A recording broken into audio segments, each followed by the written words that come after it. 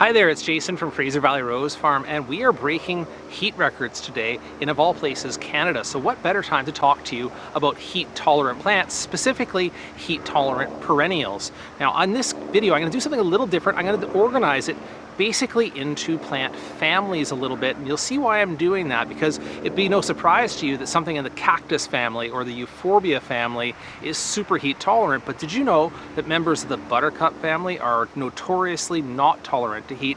And it's just as important for you to find out which ones won't work for you. As I say around here today, if you can't take the heat, get out of the garden. And so let's look at some perennials that will and won't be your choices for heat tolerance. I'm going to start by talking a little about the mint family, and each of these plant families has some common characteristics. I see the blue flowers of Nepeta here and the silvery foliage of the lavender behind me. See how that's repeated in this Brassicaceae over here, or also in salvia, and you might think the color palette is a little bit limited, but then you go over to the Asteraceae, this one in yellow over here, and then I have one in the greenhouse that's in tropical colors, and I'll put in a picture of that.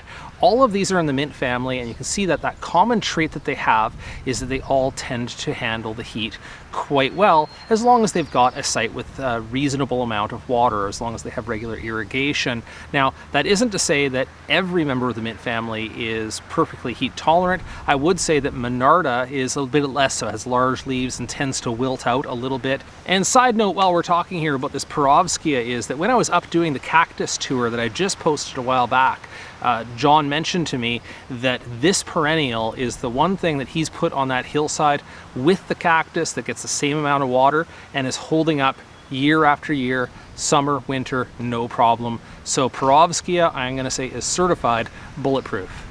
Here in the greenhouse, the shade and regular watering is keeping this delphinium in the game, but out in the landscape it tends to struggle at this time of year, as does this trolleus, and you can see it's trying to tip into dormancy, and we have this columbine that looks like it's been hit by a train. Likewise, outdoors, clematis can struggle in this weather. It is really beneficial if you can give the roots of the clematis some shade low down, trying to keep it moist and cool for them. That helps them to get through this season. And hellebores, I'll show you a shot of those, but as I've mentioned before with hellebores, the key is don't try to push them during the summer. This really is not their season. You fertilize them and clean them up in the fall and winter, and look for that fresh spring flush early in the season. In the spring, when it's still nice and cool, that's when they perform the best. So it isn't a point of saying you can't grow things that aren't heat tolerant, but don't expect too much of them in the warmer season.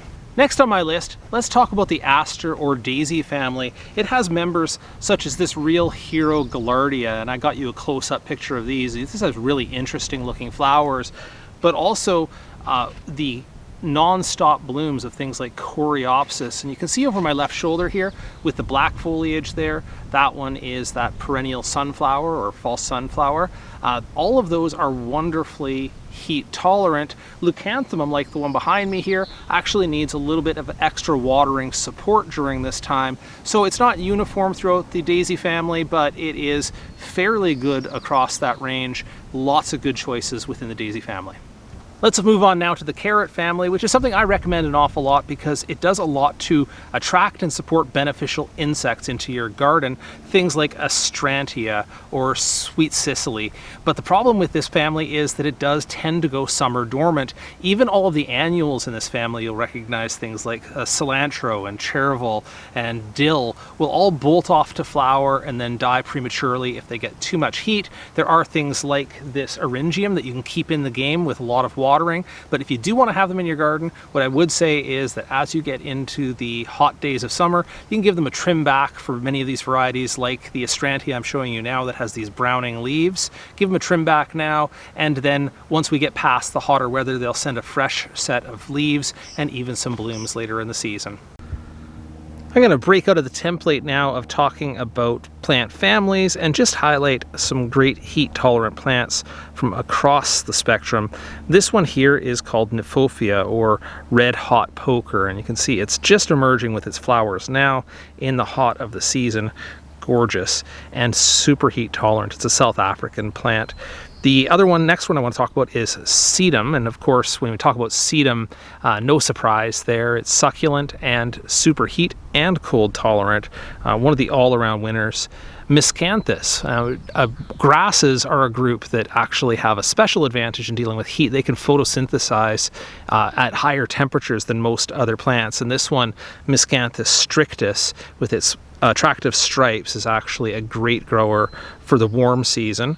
I wanted to highlight daylilies, and daylilies are a classic choice for hot and humid climates, just performing super well throughout the summer. And finally, I wanted to throw in a shout out to Gara, or this one's called Rosy Jane. It's kind of like got these butterfly flowers on it. Gorgeous plant, and just never gives up in the heat of summer. As we come to the end of the video here, I will warn you off of two more plant families that don't perform as well during the hot season. The first one is the mustard family, and the second one is the borage family. In the mustard family, you'll find things like wallflower, which always looks a little bit lanky and tired at this time of year.